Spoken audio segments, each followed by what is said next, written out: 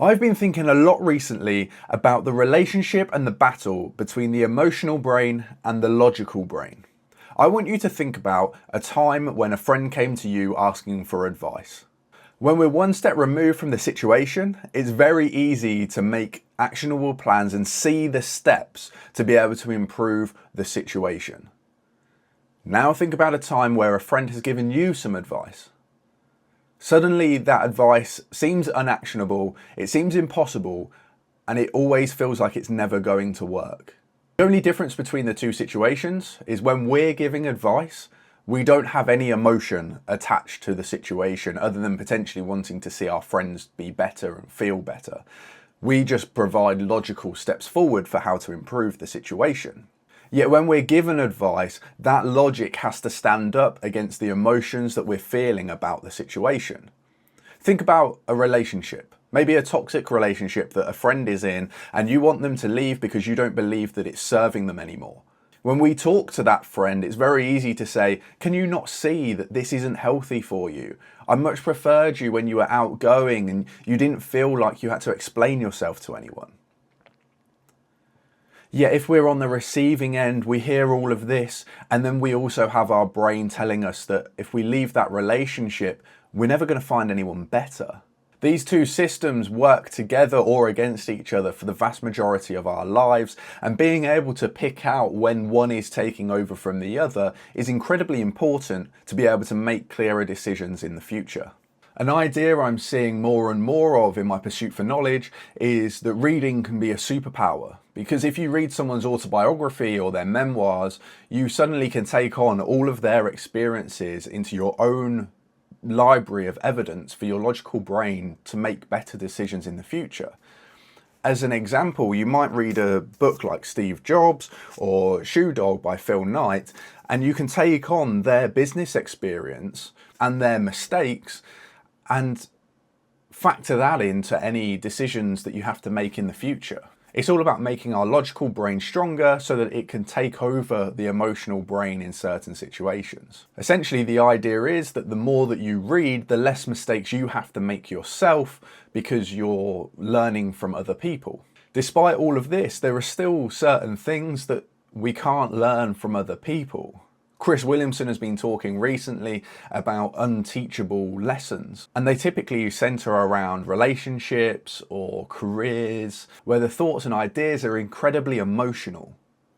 And that's not something that you can easily pass off from someone else. We have to be incredibly compelled to leave a relationship when we feel loved. Now, it might be that that love isn't actually as strong as we believe it is, but as long as we're feeling it, it's incredibly difficult to overcome.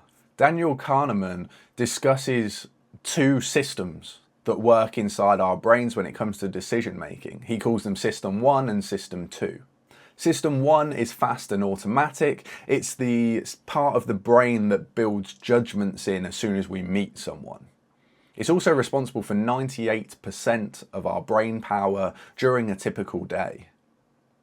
System 2, on the other hand, is very slow and it's very effortful and is most at play when we're doing something brand new. If you're learning how to drive, those first few lessons, your System 2 brain is taking over quite a lot because you have to think through every single movement. When are you going to change gear? Which feet you need to use in order to change gear and in what order? Things like this. James Smith gives an incredible example of System 1 and System 2 brains in his book, Not a Life Coach. He explains it that imagine you're walking down the street in winter and you see a teenage male walking towards you with their hood up. System 1 brain will make you think that you need to cross the road or maybe make a phone call to a loved one to say goodbye for the last time, while System 2 will take over and say, hold on a second. It's winter, it's cold. They've got their hood up because their ears are cold. And you can walk past them with no threat whatsoever. Your System 1 brain, or the emotional side, sees the danger and makes a judgment call straight away. Your System 2, or the logical brain, is able to take over and reason with you as to why that situation might be. So much stronger than the logical brain. Well, the emotional brain, typically centered around the amygdala. It's so much older than the logical brain, the prefrontal cortex and some other areas, because from an evolutionary standpoint, we needed to survive more than we needed to be able to reason. We didn't need to be able to talk to the lion and explain to the lion why we were so valuable to be kept alive. We just needed to know that rustle in the bushes could be a lion, we should leave. You also have to think about the fact that the logical brain only has access to a limited amount of information. Essentially, the logical brain works with facts. It can say, this is true, this is true, this is false, and build up a stack of evidence, or you might think of it like a pros and cons list of any particular decision.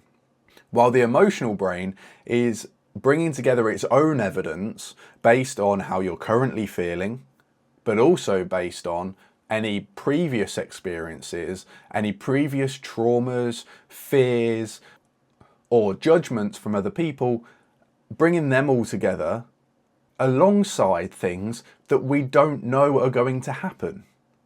Your emotional brain will use future imagined scenarios to build its evidence pool. It will use things such as, if you make this decision, these particular people might judge you for it. It will use things like, that's not going to sit well with your boss. How do you think your boss will react? And bring fear from the future perceived events into your current mindset. When you think of it like this, it makes complete sense that the emotional brain can so easily overcome the logical brain. There's just a far bigger pool of evidence. But like I say, most of that evidence is perceived and it isn't real. It doesn't actually exist within the real world. Yet we feel it so strongly. So how can we step out of our emotional brain? Ant Middleton, former British soldier, has this idea of a fear bubble. He said that while he was still an operator, he would use the fear bubble to limit the amount of time that fear made a difference to him. He says it's impossible to stop feeling fear altogether, but you can contain it. The idea being that he would imagine a bubble around a certain situation. So for his particular experiences, if he had to break into a building as part of being an operator, he would imagine the bubble being the building and slightly outside as he was stepping towards it. The idea being he could be logical in the approach and he could really focus on what he needed to do, getting there safely. And then as he got to the situation, he imagined stepping into the bubble and gave himself a moment to take a deep breath and take a big step in.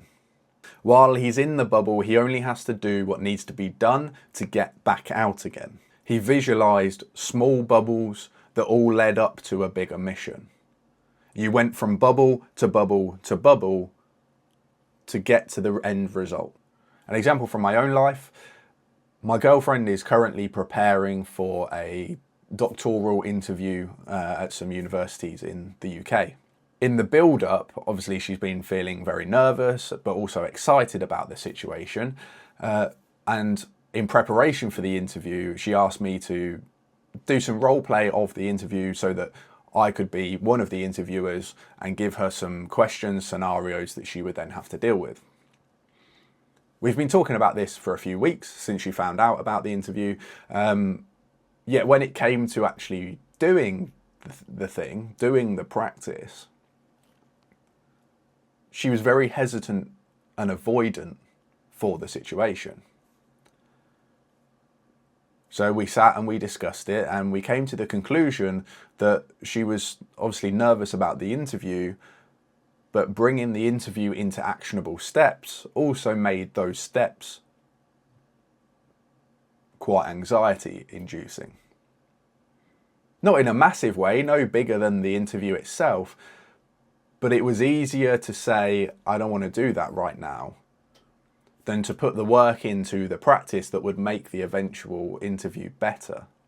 Like I say, we were able to sit and discuss that and bring attention to the fact that It was avoiding the fear and the anxiety, and actually we needed to do the work so that she was best prepared and we were able to switch to a logical way of thinking and just go through the motions. But it made me think about how many times I'm in a similar situation, but I don't call myself out on it. And I'd like you to think about that as well. How many times do you put something off, avoid something, and not put in the steps that are necessary because it's the easy option? It's easier than sitting with the difficult thing, letting the emotional brain take over and say, we don't need to deal with this right now,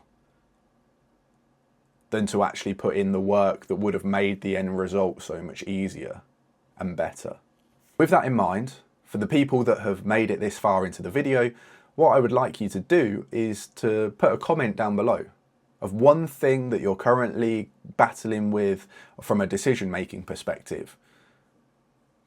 Put the logical side across, put the emotional side across, and hopefully we will help each other in the community to work through each of these decisions and be able to help each other to a resolution. I hope you've taken something from this video and you've learned something. If you enjoyed it, please hit the like button. It really helps me know what is working, what isn't. Hit subscribe, and I'll see you in the next video.